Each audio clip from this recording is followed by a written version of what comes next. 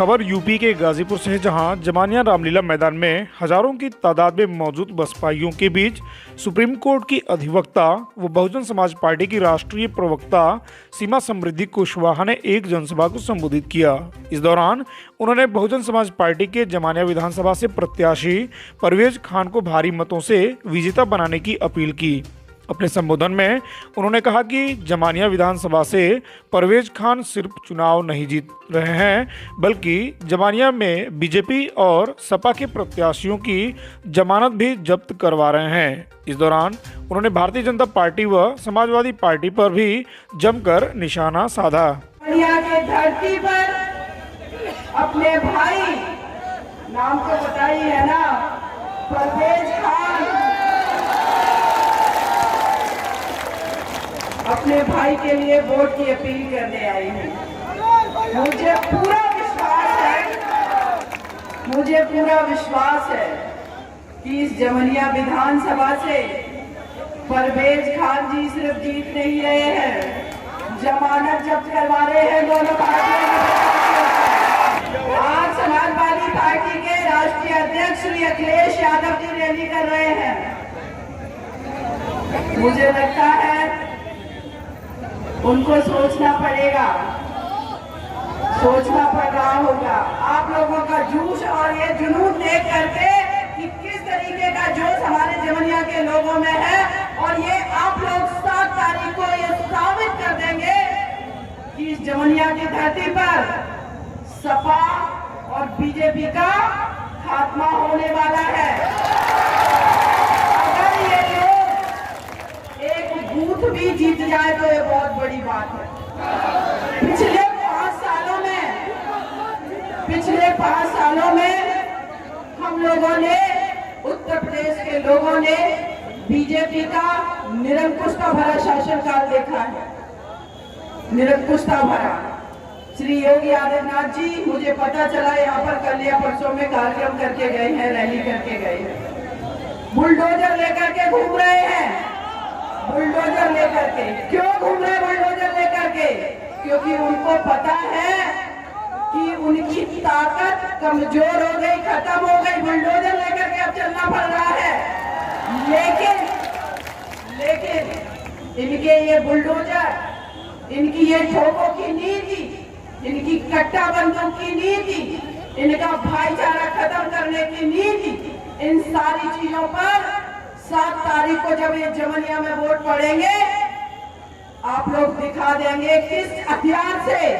वो हथियार हम सबको पता है क्या है, हम सभी के पास है, एक वोट का अधिकार। इस एक वोट के अधिकार से आप लोग इनके बुलडोजर के पुर्जे खोल करके धराशायी कर देंगे। समाजवादी पार्टी की सरकार रही, श्री अखिलेश यादव जी कहते हैं हम मुसलमान भाइयों के हितैषी हैं। इनसे पूछना चाहती हूँ, इनसे एक सवाल है।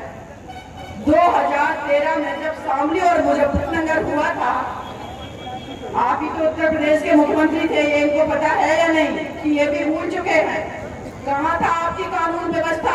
अगर आपने कानून व्यवस्था सही रखी होती तो हमारे भाई वहां पर इतने नहीं मारे जाते, हमारे भाई आज भी पलायन करने को मजबूर नहीं होते। आपने सिर्फ उत्तर प्रदेश में हमारे मुसलमान भाइयों को ठगने का काम किया है।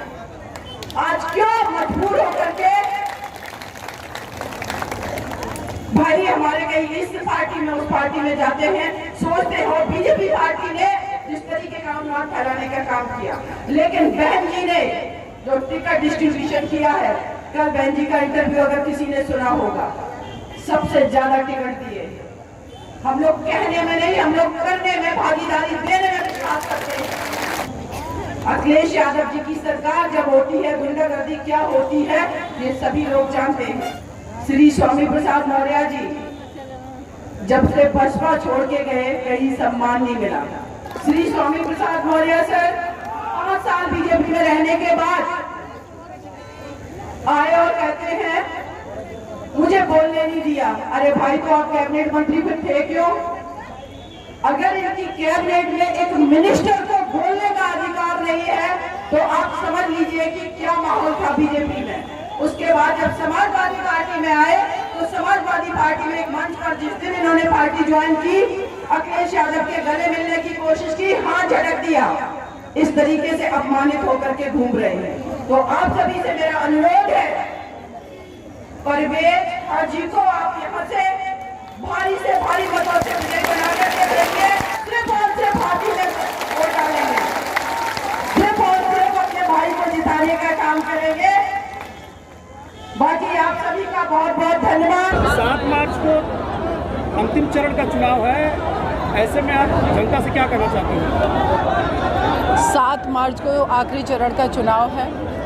बसपा पूरे बहुमत से आ रही है। उत्तर प्रदेश में 5वीं बार हमारी बहन जी मुख्यमंत्री बन रही हैं। आज मैं जमनिया की धरती पर हूँ, गाजीपुर ज़िले में, और यहाँ से जो प्रत्याशी हैं हमारे भाई परवेज खां जी, ये जीत करके विधानसभा जा रहे हैं, विधायक बन रहे हैं। जिस तरह से आपने 2012 में जो दिल्ली में गैंगरेप हुआ था और उसमें जो दरिंदे थे, उसके लिए आपने काफ़ी कानूनी लड़ाई लड़ी है, काफ़ी चुनौतियों का सामना किया है। तो ऐसे में जनता के न्यायालय में आप अपनी पार्टी के लिए किस तरह से वकालत करेंगे? हमें वकालत करने की ज़रूरत नहीं है। जितना प्यार निर्भया जब केस डिसाइड हुआ, मैंने जब 4 लोगों को फांसी कराई, सारा देश जानता है, पूरा उत्तर प्रदेश जानता है कि इस उत्तर प्रदेश की बेटी ने बहुत कुछ किया है बेटियों के लिए। तो हमें इनके बीच में वकालत नहीं करती हूँ मैं, इनके बीच में सिर्फ हमारी बातचीत होती है। ये आपसी हमारा प्यार है।